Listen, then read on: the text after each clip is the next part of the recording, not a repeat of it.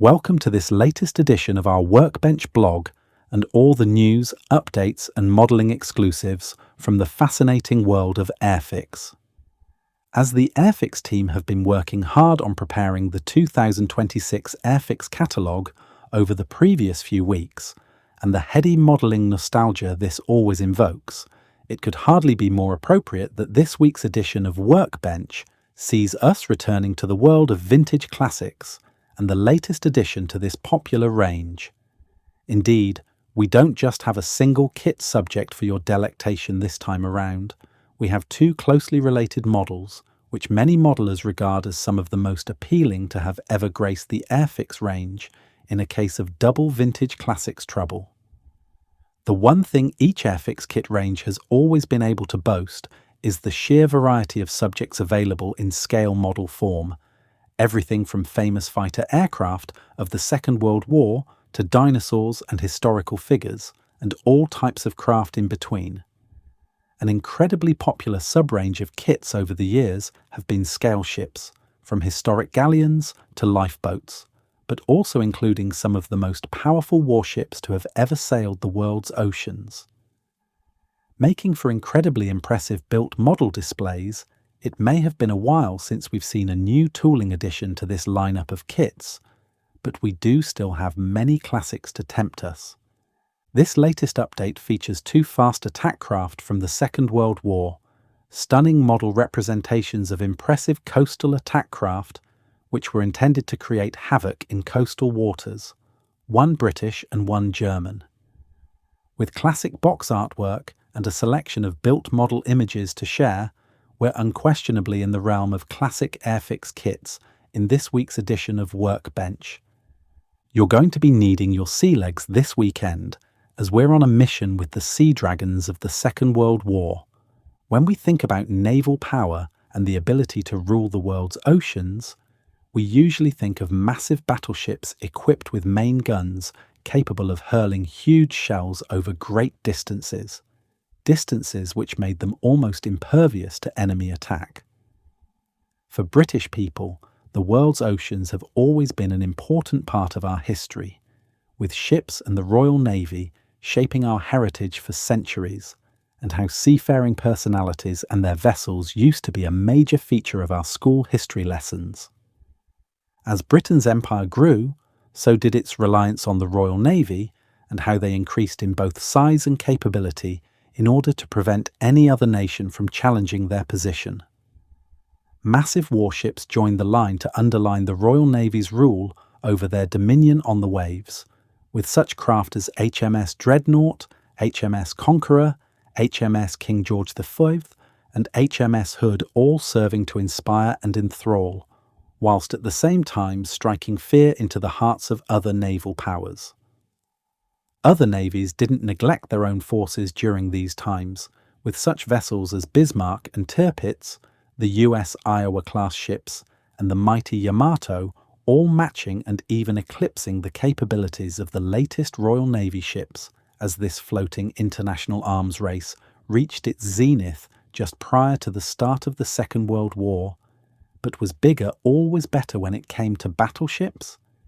True. If it was a ship versus ship engagement, the fastest, most manoeuvrable vessel with the heaviest firepower and most proficient range-finding and targeting technology would probably win the day and would be quite the engagement to read about in history books. But there are always more than one way to approach any problem, even if that problem is made up of 50,000 tons of steel. The finest naval minds across the world had been having their doubts about the invincibility of huge battleships for some time, and how there might be some really cost-effective ways with which to challenge their perceived dominance. Submarines were an obvious threat to battleships, as were fast attack craft, something we will focus on a little later. But across the world, another type of weapon was posing the greatest threat to the future of the battleship, the aeroplane. A model in striking fast, striking hard. The manoeuvrable German E-boats were some of the fastest warcraft on the seas and posed a significant threat to British shipping. In America, Major General William "Billy" Mitchell earned a reputation as a great champion of air power, becoming a significant figure in the history of the United States Air Force. As an airman serving on the Western Front during the Great War, Mitchell had witnessed the rise of aviation and the capabilities of the aeroplane firsthand, experiences which convinced him that the aeroplane would be playing a significant role in any future conflict. This strong conviction brought him into some conflict with senior officials in both the US Army and US Navy, as he vociferously argued against continued military spending on expensive battleships, particularly as air power had now rendered them almost obsolete in his opinion. To evidence his argument, he famously arranged for a series of dramatic demonstrations to take place, where bomber aircraft attacked obsolete warships to prove the vulnerability of these floating leviathans to attack from the air. Even though he was using a collection of relatively basic aircraft for the demonstration, along with a static target, the results could hardly have been more impactful and provided real food for thought for the US military. He followed this successful demonstration by continuing his argument that all investment currently earmarked for new battleship production should instead be immediately diverted to the creation of a powerful new aircraft carrier fleet. History has since judged Mitchell something of a visionary figure in this regard. The dominance of air power over battleships also revealed itself during the early stages of the Second World War, when a development in the Mediterranean region left Britain in a particularly vulnerable position. The Royal Navy had long regarded smaller, fast attack boats as a vital component in their coastal armoury. Following Italy's declaration of war against Britain on the 10th of June 1940, Britain had been thrust into a dangerous new phase of the war. With the powerful Italian navy posing a huge threat to British forces across the Mediterranean, something had to be done, and the wheels of action were set in motion. Operation Judgment called for Fleet Air Arm, Fairy Swordfish aircraft to attack the Italian fleet moored in Taranto harbour and score a decisive victory against them. But could a formation of aging biplane strike aircraft take on one of the most powerful naval fleets in the world? On the night of 11th-12th November 1940, a first attack wave of 12 Swordfish took off from HMS Illustrious with a flight time of about 2 hours 20 minutes ahead of them at a cruising speed of around 80 miles per hour. The attack was successful, and for the loss of just 2 aircraft, the mighty Italian battle fleet had been mauled, buying British forces valuable time and highlighting to the Italians that their ships would never be safe from attack again, and how every movement would have to be covered by powerful protective forces. Relying on the skill, courage and determination of a relatively small number of naval airmen and their support crews, the raid showed that powerful warships were no match for air power, and how the aircraft carrier and its aircraft would now rule the waves. This successful raid was studied closely by Japanese naval commanders in advance of their infamous raid against Pearl Harbor the following year,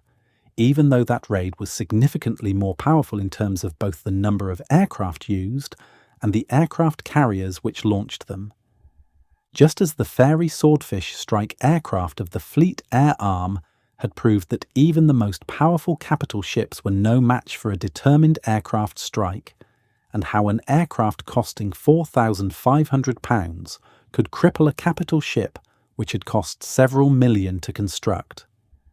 These vulnerabilities had not been lost on naval strategists, who saw the possibility of unleashing fast attack vessels against large enemy ships, especially when they were steaming through coastal waters or relatively close to land. Just as was the case with the Swordfish at Taranto, these vessels were relatively cheap to produce, and large numbers could be deployed to mount potentially devastating attacks against enemy shipping. The idea of fast, agile attack vessels was actually not a new one, and was first trialled during the late 19th century. It was thought that a fleet of such craft would be able to infiltrate and break up large formations of enemy warships, disrupting their effectiveness and making it easier for their own ships to pick them off. These vessels were revived as coastal motorboats at the start of the Great War, and further developed during the 1930s, when a new breed of fast, agile motor torpedo and motor gunboats were developed, vessels which were intended to rule the coastal waterways of both Britain and Germany. As capable as these craft undoubtedly were, in the world of armed conflict, no weapon was perfect, and every machine had its strengths and military weaknesses, with these fast attack craft being no different. Despite possessing the potential to wreak havoc amongst warships of all sizes and categories if they were able to get close, their great speed and impressive endurance usually dictated that they were relatively lightly armed, and if struck by a shell from a larger vessel, were unlikely to survive the experience. In addition to this, naval forces had been aware of this threat for many a year, and had developed a new breed of fast and agile destroyers intended to deal with the threat posed by fast attack craft, almost matching them for speed, but massively outgunning them when it came to firepower. In addition to this, as motor torpedo/gunboats would usually be operating relatively close to shore, they were equally vulnerable to attack from the air, so they certainly wouldn't have everything in their favour when it came to a strike engagement. It also has to be considered that the movement of any large capital ship would normally require the support of cruisers and several destroyers in an attempt to protect them from surface ship and submarine attack, and as the war progressed, air support was absolutely vital for the protection of any major warship asset. This was particularly important when either approaching or leaving port, but in most cases they could expect regular visits from enemy bombers and torpedo strike aircraft for the duration of their stay. With that being the case, despite these leviathans of the sea being some of the most impressive and awe-inspiring craft ever created by man, they made for incredibly tempting targets, and by the early stages of World War II, it was clear that the day of the battleship had passed. As impressive as the 1/600th scale warship kit series undoubtedly was, Airfix had something much more interesting in mind when looking to introduce the first of their fast attack craft kits in the early 1970s. With speed and maneuverability being the major operational attributes of these vessels, they were clearly much smaller in size than the vessels they were usually sent to attack,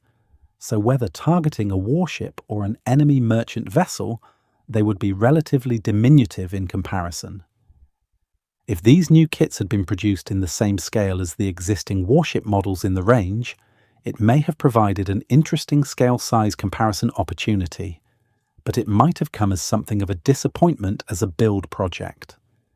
Designing the kits in 1/72nd scale, however, proved to be something of a masterstroke, and resulted in the creation of a small series of models, which have always been regarded as some of the most visually appealing models ever released by Airfix,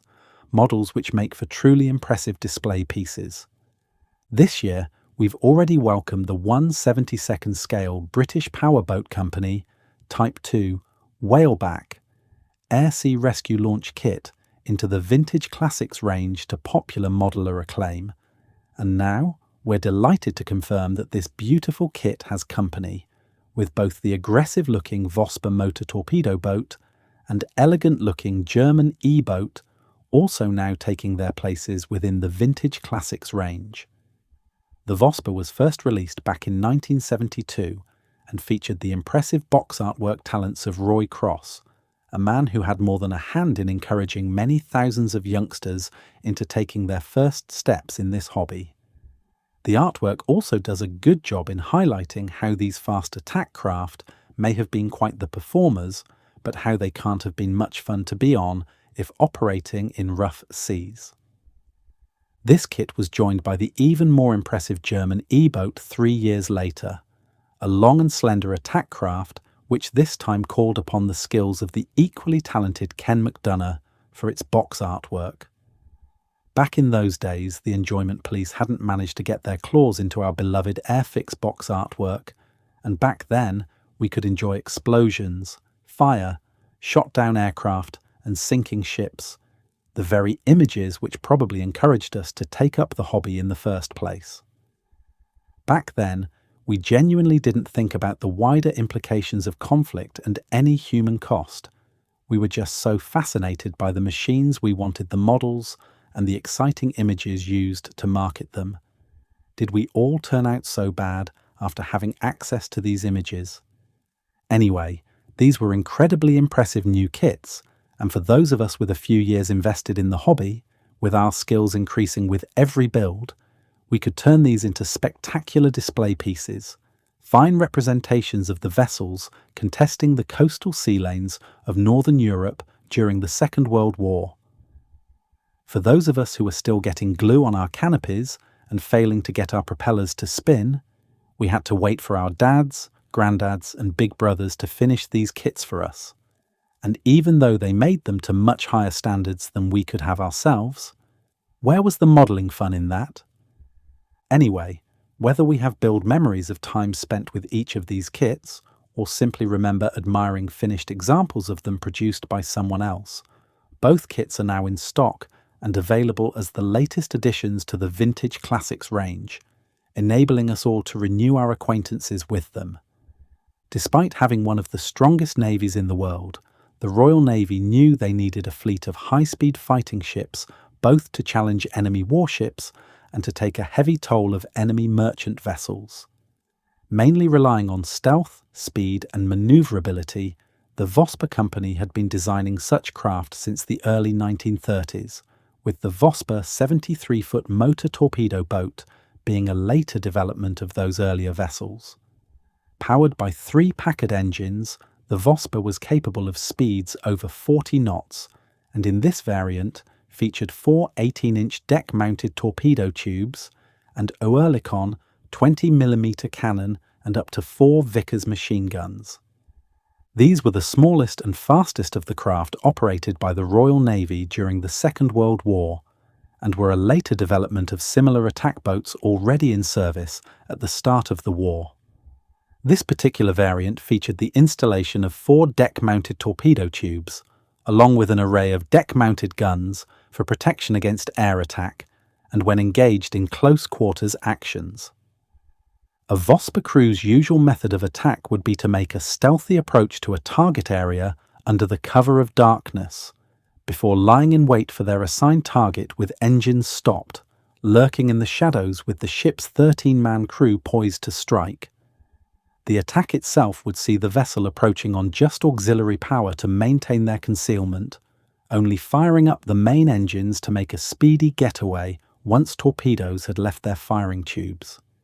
It's thought that actions such as these probably accounted for around 300 enemy vessels during the relatively short service period this variant of Vosper attack boat was in service.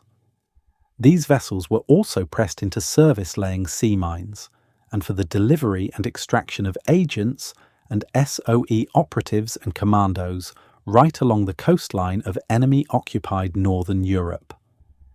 In a similar way to how the spy taxi Lysanders of the Royal Air Force played a crucial role in the lead-up to D-Day, so these Vospers engaged in clandestine operations to hasten the defeat of Germany. Restricted by the terms of the Treaty of Versailles, the German Kriegsmarine exploited a loophole in designing a fleet of fast wooden-hulled attack craft they referred to as Schnellboots. Expertly designed, these vessels were perfected over time, and by the outbreak of World War II, they had become a devastatingly effective part of Germany's naval strength. Powered by 3 diesel engines and featuring a triple rudder arrangement, Germany's E-boats were some of the fastest warships in the world, and with their low profile, high manoeuvrability and torpedo armament, if they penetrated any Allied convoy, they could destroy several vessels and make good their escape before coming under return fire. Schnellboot, or fast attack boat, was the German term given to a series of high-speed torpedo boats operated by the Kriegsmarine during the Second World War. Referred to as E-boats, short for enemy boats in Britain,